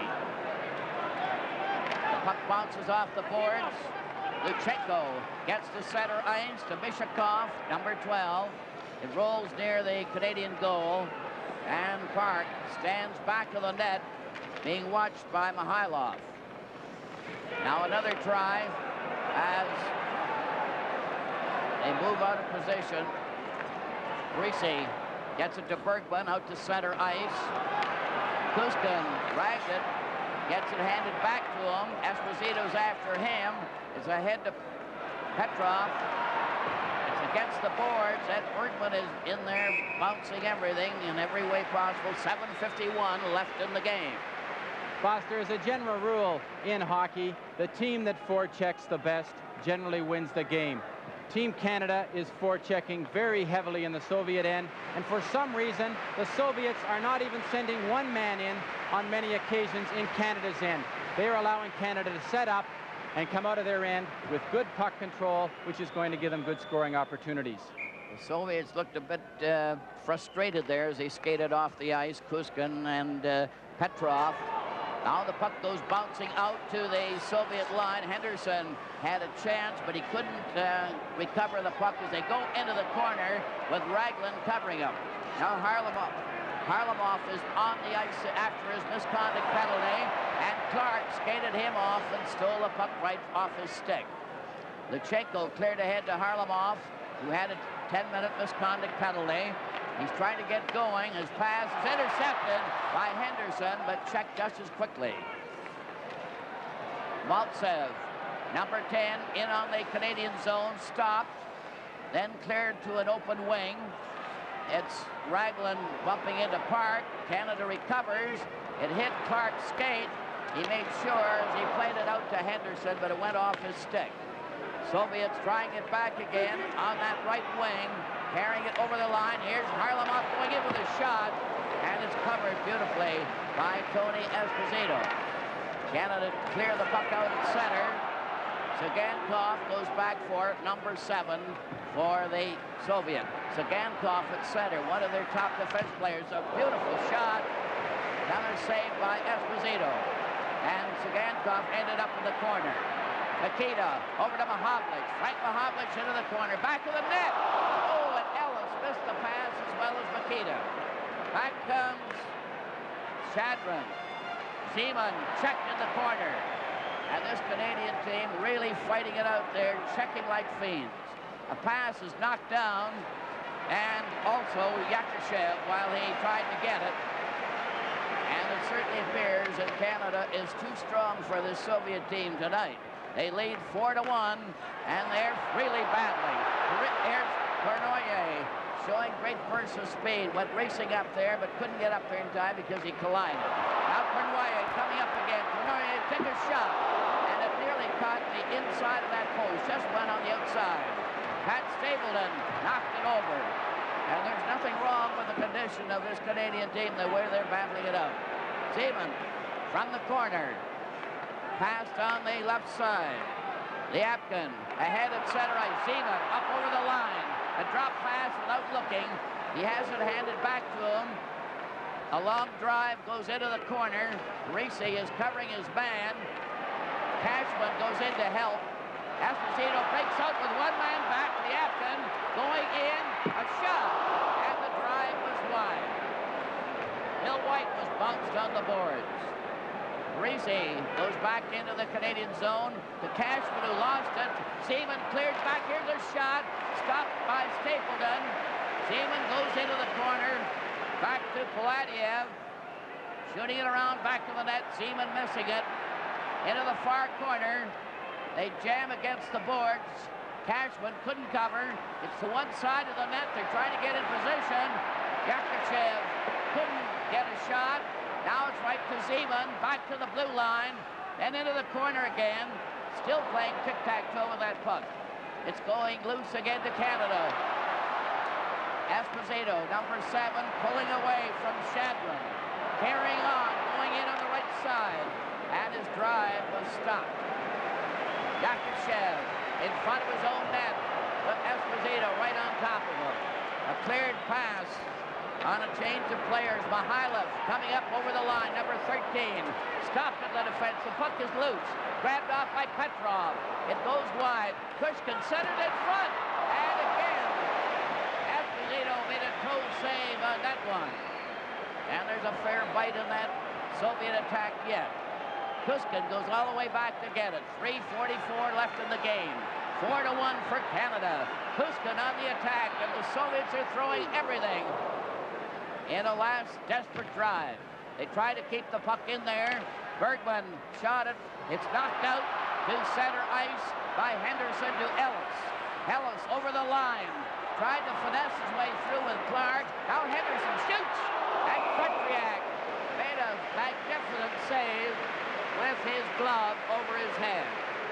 With the score, Canada 4 and the Soviets 1. This is game 2 from Toronto. Clark is going to take the face-off for Canada as Canada play every man up in the Soviet zone park. Had a shot knocked down. It's tapped out to center ice. A rink-wide pass to Harlamov, who hasn't been very prominent in this game tonight. Bergman cleared it up at center ice, and then Ragulin took a going over from Ellis, and Starchinov, number 8, gets it back to the reliable Sagankov. At center ice, Sagankov goes down on the right wing. He tried to pull his way by Bergman, but failed. Bergman recovers the puck, shot it on the boards. Ellis tapped it out. Starchinov goes back to get it. 2:34 left in the game. 4-1 for Canada. Maltsev comes in, number 10, but he didn't get his shot. And then Nikita knocked Starchinov over as Starchinov seemed to go in with a high stick. Team Canada has been a better team tonight in every department. And actually, Foster, with 2.5 minutes left in the game, it looks like the Soviets are the team that's tiring tonight. So the conditioning has been neutralized. Team Canada has the legs tonight that they apparently didn't have in game 1. Yes, they were talking all the time in that first game about lack of condition. That was a misnomer because the Canadian team have the foot right now, and it's been their heavy checking that has taken the toll on the Soviets. Puck is cleared around back on the Soviet goal. Yapkin shot it to the corner. Frank Mahovlich broke it up, and then it goes loose. Canada recovers. Nikita to Cournoyer. It's back in front. Mahovlich. Cournoyer tried another one, and Seaman cleared it out. Gets a return pass. Goes to center ice. Goes across the line. A drop pass. And Cournoyer just backhanded it down the ice. One of those back flips. Yakushev on the move. 1:47 left in the game. The puck rolls to center ice. Recovered by Savard, who's out there with Lapointe. They drive it into the corner. Peter Mahovlich centered it to Frank Mahovlich. Cournoyer knocked it wide. It's back with a goal. Yakushev made a long forward pass. Zeman trying to come out with Yakushev passing aimlessly at center. Lapointe returns for Canada with a backhand, and the Canadian team are just hemming them in. 1:14 left in the game. 4-1 for Canada. And it would appear that the series is going to be even. Into the corner. Savard passes on the right side. Cashman. Now 1 minute left in the game. And it's banged down the ice by Parisi. Tretiak came out of the net to shoot it out. Cashman knocked it across the line. And the Soviets tried to come back. Mishakov tried to go in on the defense. It was blocked by Lapointe, who's out there with Savard. Canada dragged that puck. Cashman getting it back to Savard, who's taken in. Esposito helped him out, lobbed it to center ice. Parisi failed to get the loose puck, but Esposito rides it, gives it to Parisi, who was away offside with 20 seconds remaining. So far tonight, it's been puck control. Puck control by Team Canada has been all important. And I bet you if they put a clock on the amount of time that Team Canada's had the puck tonight, it would probably be close to 40 or 45 minutes. They've controlled the game from start to finish. And what a series we're going to have, Foster. 6 more games like this. It's certainly great to think of it. Right from the drop of the hat, Clark gets it to Henderson, who's getting in. He couldn't get his backhand. Petrov tried to shoot it to Mihailov. Back to Petrov as they keep on moving. 8 seconds left in the game. The horns are starting to blow. Lechenko coming down with a cleared pass, and the game is over. And Canada has evened the series 4-1. And that Tony Esposito is being mobbed by his teammates. They all deserve tremendous credit on the performance they put on tonight. What a comeback after being completely outplayed in the first game. An entirely different story now for the series, and the two teams are shaking hands, both lining up and going down the line, showing an excellent spirit right through. With the final score, Canada 4 and the Soviets 1. This is Game 2 from Toronto. Ladies and gentlemen, here are the outstanding players of tonight's game as chosen by a panel of press, radio, and television personalities. Mesdames, Mesdemoiselles, Messieurs, voici les joueurs par excellence pour le match de ce soir, tel que choisi par un groupe de commentateurs de la radio et de la télévision. First for the Soviet team, pour l'équipe nationale soviétique, Vladislav Tritiak.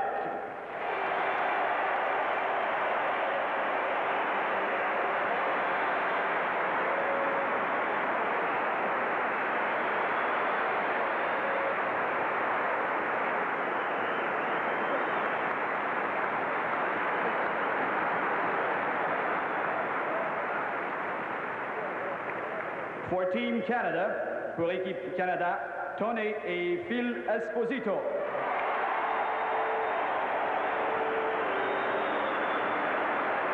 Just wait right here. I want to just talk to them briefly.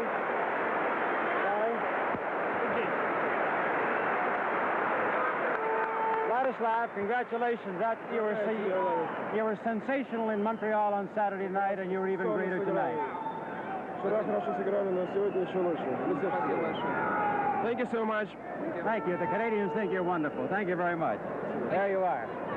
Now, the panel of Jim Coleman, Milt Donnell, Bill Stevenson, Gilles Theroux, and Red Fisher, the chairman, couldn't decide who among you was the outstanding player of the game tonight.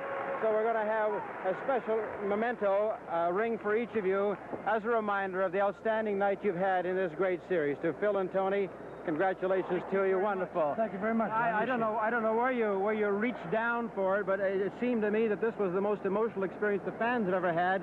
You must have gone on emotion tonight, both of you yourselves. Well, this is bigger than winning the Stanley Cup as far as I'm concerned tonight. This was as excited as I've ever been in my life. I was excited on Saturday night in Montreal, but this one even topped it. Tony, how about you? What did you see? What did you see out there that you really didn't see last Saturday night? I just thought that our team really played well and came back to pick up the loose men. This was a difference. They cleared the rebounds for me, and I was very pleased with our performance. I thought our team really worked and deserved the win. It was sensational. Thank you very much. Congratulations to you, and good luck along the rest of the way. Thank you very much. And now let's go back in to Bill Good. And with the final score, Canada 4 and the Soviets 1, this is Game 2 from Toronto.